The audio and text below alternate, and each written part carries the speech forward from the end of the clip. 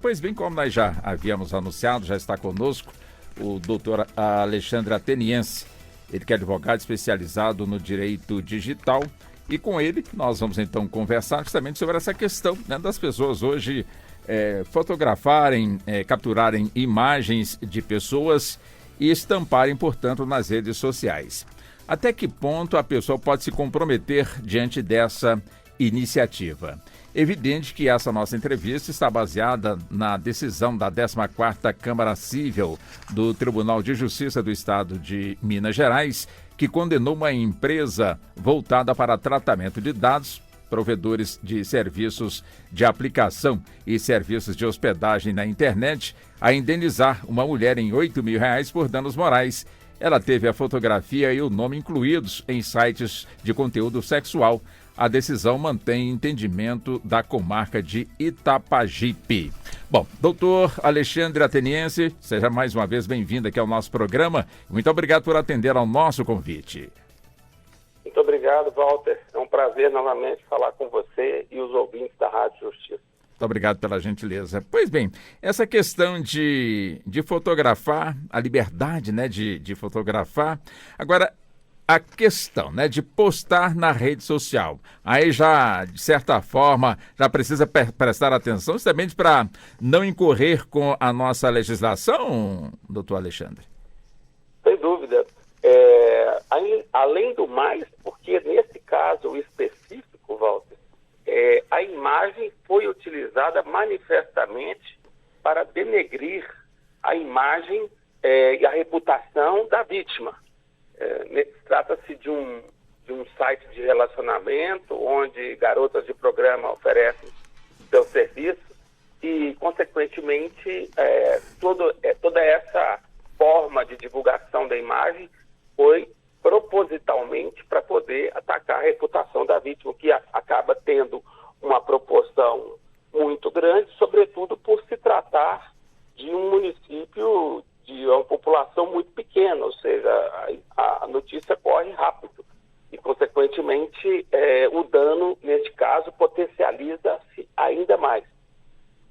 Qualquer pessoa que se vê um exemplo parecido, vítima de ter a sua imagem vinculada a um site no qual não tem, obviamente, menor interesse que haja essa divulgação, tem a seu favor o direito que a gente chama da autodeterminação informativa, ou seja, eu posso exercer um controle sobre a minha reputação para remover ou corrigir informações que estejam sobre a minha pessoa, incluso imagem, que esteja sendo divulgado num site no qual eu não quero ver meu nome ou minha imagem vinculada. Ou seja, e capturar a imagem de forma aleatória e de certa forma, utilizá-la da forma que suscitou, portanto, aí esta ação e a decisão, portanto, da Justiça. Evidentemente, se a pessoa estiver agindo dessa forma, estaria agindo de forma marginal, doutor Alexandre? Sem dúvida alguma, porque o que se esperava, obviamente, é que houvesse um consentimento formal da pessoa para que pudesse aceitar a divulgação da sua imagem num determinado site ou num determinado evento, situação qual seja. Mas nesse caso aqui a situação é muito diferente. A imagem foi propositadamente utilizada para denegrir a reputação da vítima, o que de fato acabou acontecendo. Perfeitamente. É evidente que quem utilizou a imagem e também quem de alguma forma fez, portanto, aí a divulgação, automaticamente caberia a punição, claro, legal para as partes envolvidas ou só para quem realmente tomou essa decisão de denegrir a imagem da pessoa, doutor Alexandre? Nesse caso específico, eu acho que o pedido da vítima deveria ser, primeiro, para remover essa imagem contra o provedor de aplicativos que certamente estaria hospedando. Essa providência me parece que poderia ser tomada até mesmo em sede extrajudicial para tentar abreviar, mas sem prejuízo disso, entrar com uma medida judicial para que este provedor de aplicativo revelasse os dados que só ele possui preservados, que é o IP e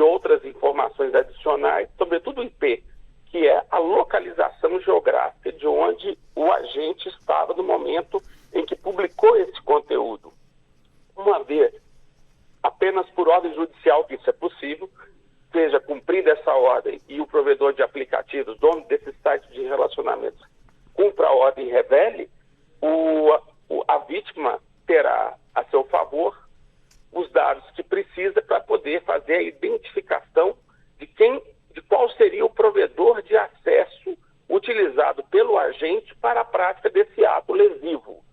Este provedor de acesso, por sua vez, tem em seu poder o controle sobre os dados cadastrais de todos aqueles que ele fatura no final do mês para dar acesso à internet. E aí sim é possível fazer a identificação da autoria. Uma vez cumprida essa etapa, a vítima teve condições, nesse caso específico, de procurar o Tribunal de Justiça para pedir uma indenização quanto ao ilícito que foi inequivocamente praticado por uma determinada pessoa que foi revelada dessa forma como eu mencionei.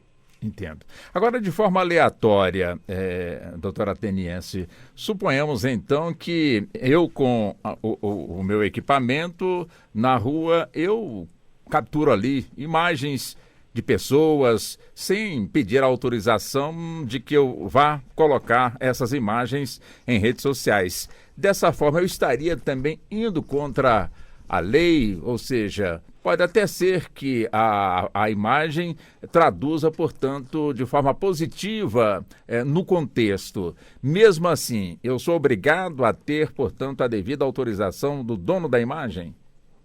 A resposta para essa pergunta, Walter, está diretamente ligada ao fato da pessoa que teve a sua imagem capturada identificar qual é a finalidade que esse dado pessoal, que é a sua imagem, esteja sendo utilizado. Então, a pessoa que teve a sua imagem capturada pode concordar ou não com a veiculação da sua imagem perante o público em geral e pode achar que isso não o incomoda.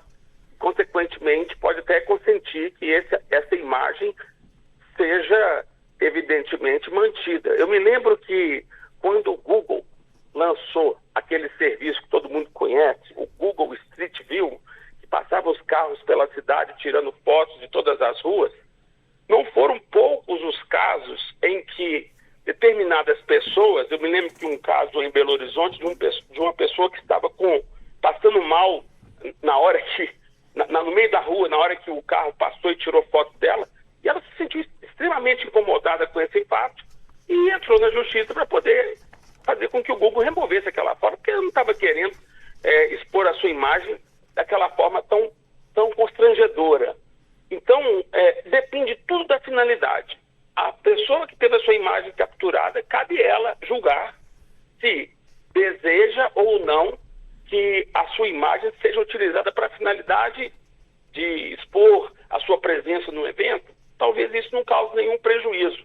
Agora, quando é para fins, sobretudo para poder denegrir ou trazer reputações negativas, aí sim, essas medidas devem ser tomadas, sobretudo na esfera judicial, caso não haja um consentimento do provedor de aplicativos para tentar resolver esse assunto extrajudicialmente. E o começo de uma ação, né, da forma que o senhor nos traz, ela inicia com um registro numa delegacia de polícia, doutora Ateniense? O registro da delegacia de polícia, Walter, na verdade, ele tem a finalidade apenas para cumprir dados estatísticos. Sei. Porque a polícia não vai ter condições de impor, obrigar um provedor de aplicativos a fazer a remoção desse conteúdo.